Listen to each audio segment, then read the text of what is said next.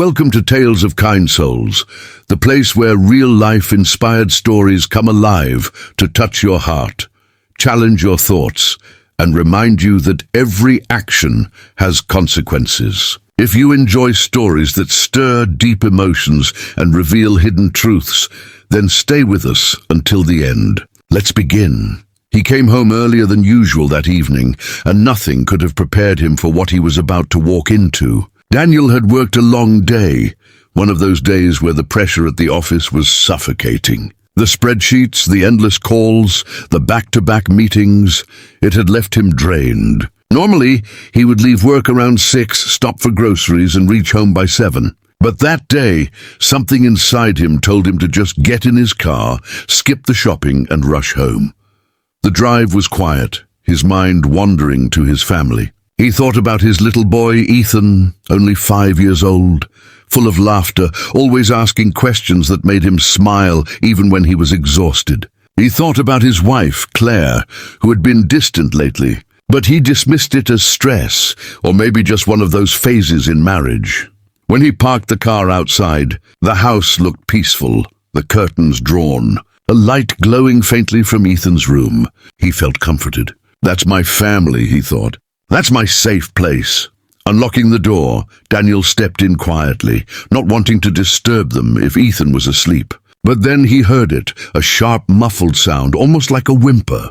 His heart froze. He set his briefcase down carefully, every nerve in his body on high alert. He walked down the hall slowly, the sound becoming clearer. It wasn't a television, and it wasn't playful noise. It was pain. As he reached Ethan's room, he pushed the door open just enough to see what he saw would forever scar his soul.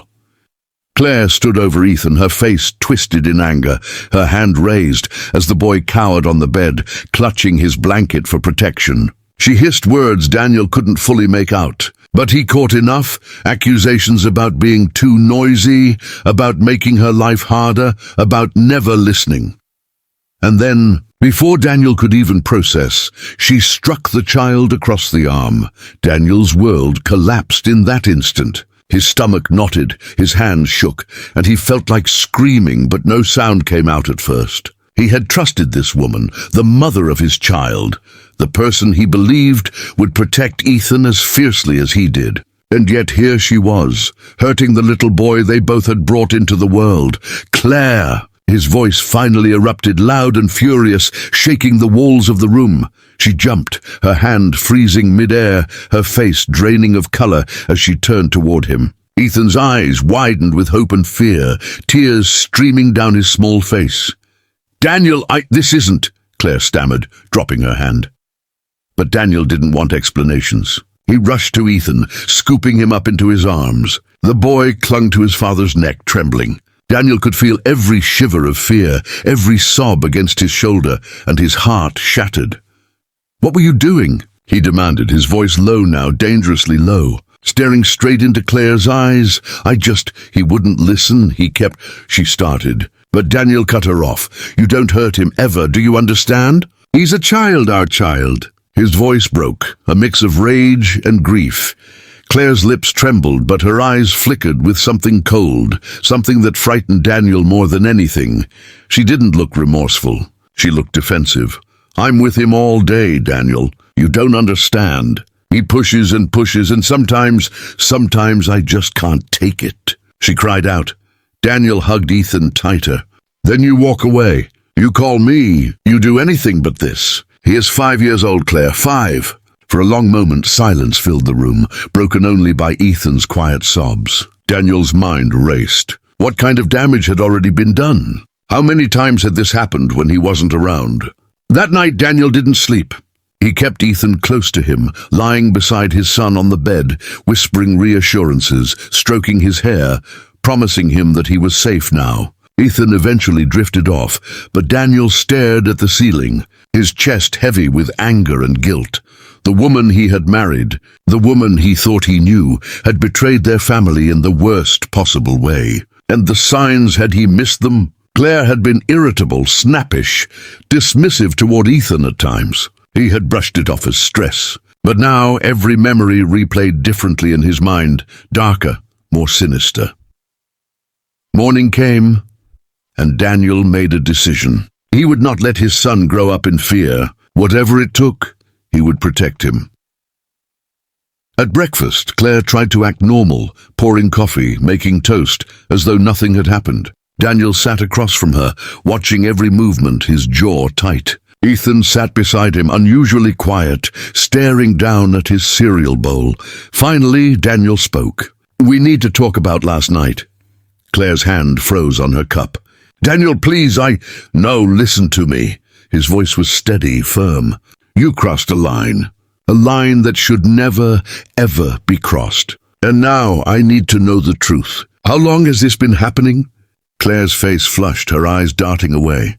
"It was just last night. I lost control. I swear." But Daniel didn't believe her. He saw Ethan's flinch when she moved too suddenly, the way his little body tensed, his eyes wide with a fear no child should know. "Ethan," Daniel said softly, turning to his son, "you can tell me the truth. Has Mommy hurt you before?" The boy hesitated, looking between them. Then in the smallest voice, he whispered, "Sometimes." Daniel's heart cracked open. He reached out, pulling Ethan into his lap, holding him tight. Claire began to cry, but her tears did nothing to soften Daniel's resolve. "This ends now," he said. "I don't care what excuse you have. You need help, Claire. Serious help. And until then you will not be alone with him." Her face twisted with shock. "You can't just take him from me." "I'm not taking him," Daniel said coldly. "I'm protecting him." There's a difference. The days that followed were a blur of difficult choices. Daniel reached out to his parents, who immediately offered their support. He documented everything, took Ethan to the doctor to ensure he was safe, and contacted a counselor. He knew this wasn't just about punishment, it was about healing, about making sure his son never felt abandoned in his pain. Claire resisted at first, shouting, pleading, even blaming Daniel for being too harsh. But slowly, faced with the reality of losing her family, she agreed to seek professional help. Therapy sessions began, both for her and for Ethan, with Daniel attending to support his boy. It was not an easy road. Ethan had nightmares, waking in tears, afraid that Claire would hurt him again. Daniel spent countless nights sitting by his side, whispering promises, showing him that love could be safe, that not everyone who claimed to care would hurt him. Claire's journey was complicated. In therapy, she admitted to feelings of resentment, of being overwhelmed by motherhood, of unresolved trauma from her own childhood. It didn't excuse what she had done, but it explained it. She was broken in ways Daniel hadn't seen. Months passed, and slowly things began to shift. Claire showed signs of change, real change. She learned coping strategies, faced her past, and started to rebuild trust, not just with Daniel, but with Ethan too. It was a long and fragile process, with setbacks and tears, but Daniel never let go of his determination to protect his son first and foremost. One evening, nearly a year later, Daniel sat with Ethan in the living room watching cartoons. Claire walked in quietly, sitting on the floor beside them. Ethan hesitated, looking at his mother with uncertainty. Then cautiously, he leaned against her shoulder. It was a small moment, but Daniel saw it, a step toward healing.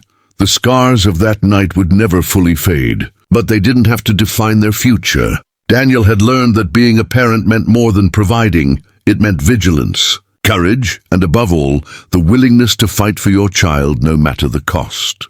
As for Claire, she learned that love without responsibility is dangerous, that the role of a parent is sacred, and that redemption requires more than apologies. It requires transformation. And Ethan, he learned that even in the darkest moments, his father would always be there to protect him. This story isn't about blame or hate. It's about facing the truth, choosing to protect the innocent, and finding the strength to change what's broken. Because in the end, family isn't about perfection.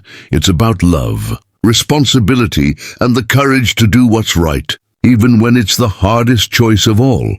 Thank you for listening to this story from Tales of Kind Souls. If it touched you, if it made you think, share it with someone who needs to hear it. And remember, kindness and courage can change lives, even save them.